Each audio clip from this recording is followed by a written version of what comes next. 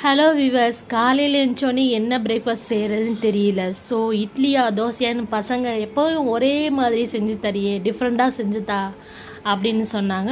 So அதுக்காக களி கிண்டிகிட்டு இருக்கேங்க. அதுவுமே கருப்பு உளுந்து களிங்க, ரொம்பவே உடம்புக்கு நல்லது.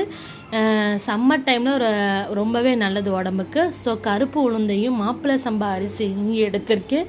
உங்ககிட்ட அந்த அரிசி இல்லைன்னா கவுனி அரிசி கூட எடுத்துக்கலாம், ரொம்பவே நல்லது. ரெண்டுத்தையும் வறுத்து எடுத்து அரைச்சி களியாக கிண்டி எடுத்துக்கோங்க. 10 நிமிஷம் நல்லா மூடி போட்டு வேக விட்டுருங்க. களியை கைவிடாமல் கிளறணும். ஸ்டவ் அமர்த்தின பிறகு மூடி போட்டு கொஞ்சம் நேரம் விட்டுட்டு செக்கில் ஆட்டின நல்லெண்ணெய் எடுத்துக்கோங்க. அதுதான் ரொம்ப டேஸ்ட்டாக இருக்கும். ஸோ செக்கில் ஆட்டின நல்லெண்ணெயை ஊற்றிக்கலாம். கொஞ்சம் அதில் வெல்லத்தையும் சேர்த்துக்கலாம். இது ரெண்டுத்தையும் சேர்த்து நான் கொடுக்கும்போது என் பசங்க ரொம்ப ஸ்வீட்டாக நல்லா இருந்துச்சுமா, எனக்கு இன்னும் கொஞ்சம் கொடுன்னு கேட்டாங்க. ஸோ இந்த மாதிரி ஹெல்த்தியான பிரேக்ஃபாஸ்ட் உங்கள் குழந்தைங்களும் விரும்பி சாப்பிடுவாங்க. ஸோ செஞ்சு கொடுங்க.